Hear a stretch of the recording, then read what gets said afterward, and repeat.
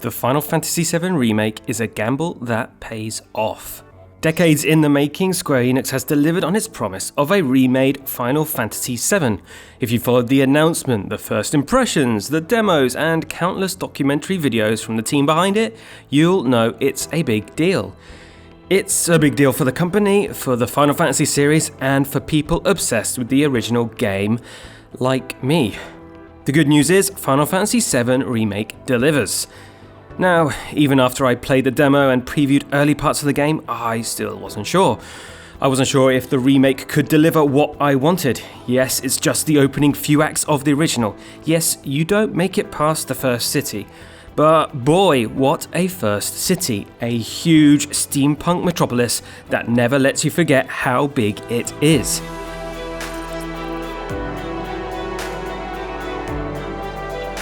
Let's start with the major change, the battle system, which is completely different, pulling in strands from Final Fantasy XV and Kingdom Hearts, but fusing it with Final Fantasy VII moves and quirks. The storyline is different in parts, but holds on to the soul of the original. Characters are more fleshed out, they're all more well-rounded than the original. Barrett, leader of rebel group Avalanche, is still a bit too shouty, a bit too angry. Aerith, the mysterious flower girl, is a bit too chipper still. Pretty much all the time. Although her character gets the chance to quip more, she also gets some of the funniest lines. There will be monsters. The original Final Fantasy VII had cinematic ambitions before it was even really all that possible on the first PlayStation. Camera angles transitioned between computer-generated backgrounds, dramatic tension was provided by music or lack thereof. Now, a couple of decades since, it sounds so quaint. Yes, like I've already mentioned, some of the dialogue still gives off that JRPG whiff, but it's not as cloying as Final Fantasy XV, and maybe that's because all of us are already invested in these characters. I'll admit to more than a little bias. But back to the battle system. You will usually control Cloud at the start of your fights, but you can set it so that you start off with whoever else is in your party. From there, you only steer one person at a time, with the ability to command special attacks and spells from the other support characters. Pressing up on the D-pad will switch between characters, and you'll soon quickly realise that when it comes to fights, the characters here are far more unique compared to their turn-based RPG origins. Cloud hits hard, has a counter move built in. Barrett is a ranged attacker, though he does pick up some close-range weapons nearer the end. Tifa moves really fast, and she stacks her skills and buffs to help stagger the enemy. Aerith, meanwhile, shoots magical ranged attacks, heals, and has all kinds of area of effect stuff. She's also easily KO'd early into the game, a strong reminder that you will need to play differently with each character. The best way to approach the most difficult fights, that's most of the final chapters and practically all boss battles, includes some well-timed character swapping, making the most of their strengths and covering for any weaknesses. Sadly, on your own, the rest of your party will mostly act as damage sponges, contributing a few attacks on their own.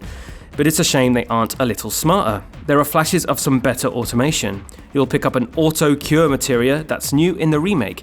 This ensures an uncontrolled party member can heal anyone in dire straits.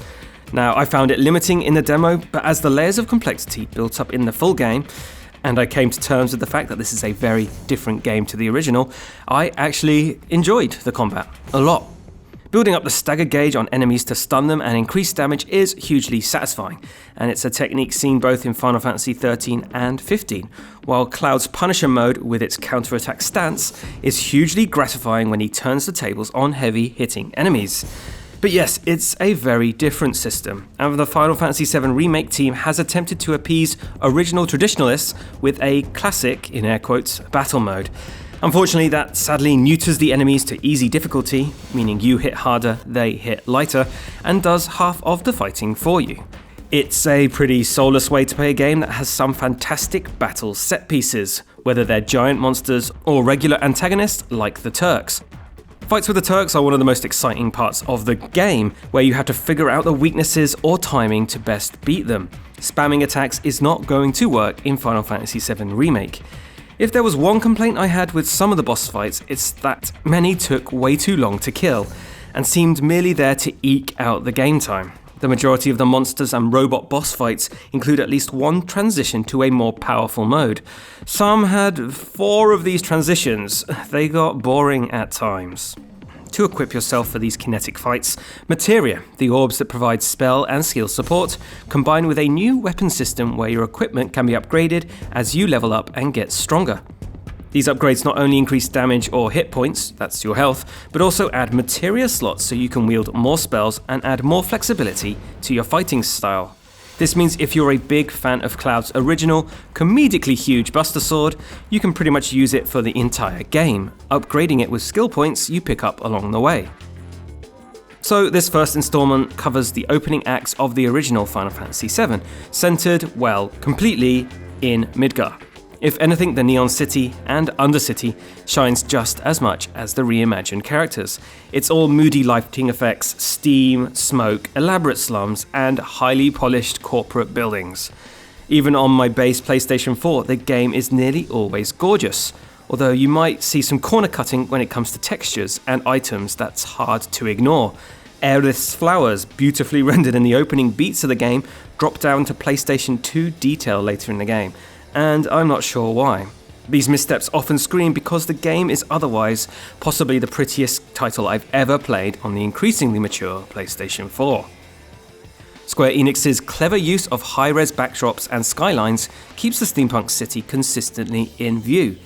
Later in the game, when you roam higher parts of the city, the effect is reversed and you get a view of all the slums and all the havoc wrought by the Shinra Corporation. That's the initial antagonist in this game, just like the original, but it's not long until Sephiroth, iconic big bad with a katana to match, starts messing with Cloud's mind and picking a fight with your team. It wouldn't be a Final Fantasy VII Remake without Sephiroth, and the team behind the remake were tacitly aware of that. Brief mentions or appearances of Sephiroth in the PlayStation original have been hugely expanded here, especially when Final Fantasy VII Remake attempts to step out from the shadow of the source material. Yes, gameplay and fidelity aside, this is not a beat-for-beat copy of the original. Mysterious phantoms appear at several key points in the game, blocking paths, attacking you, and creating more questions about what's going on in this remake. There seems to be a connection to Sephiroth, but, well, what do I know? I do know that these new story twists and turns kept me, someone that's completed the original countless times, intrigued to see what happens next. There are other set pieces like chasing monsters through sewers or taking control of Barret to explore and shoot walls to pieces. There's also a grappling hook used later in the game to scale the heights of Midgar, all stuff that would have never happened in the original. An expanded game means an expanded role for once secondary characters. The other members of Barrett's terrorist organization Avalanche have plenty more to say, and are given more space to express why they're fighting Shinra in the first place. This also expands to all sorts of once one-note characters that obsessive Final Fantasy VII fans like me can recognize. Maybe it's Scotch and Koch, the two lackeys of Creep Gingping Dawn Corneo, or Big Bro, the guy that runs the squat competition. This kind of affection extends to enemies, many of which were just standard random encounters in the original game. Here they're expanded to full-blown boss status, and delightfully they're some of the most ridiculous, weirdest enemies. You'll fight a house or a man trapped in a pot. Yes, seriously. I played the game a lot to complete the title ahead of launch today and clocked in 45 hours of play on normal difficulty. I managed to complete most of the side quests and fights, but not all of them. Frustratingly, I have only just got to play Final Fantasy VII Remake, and its ending merely ramps up the anticipation for the second installment. Final Fantasy VII The Remake achieves its goal of reimagining the original, even if the result isn't something quite as epoch-defining as the PlayStation 1's Final Fantasy VII. How are the creative team going to lay out the rest of the game outside of Midgar? In that way, they've mimicked the thrill of the original. That moment you discover that there was an entire world outside of the city of Midgar to explore.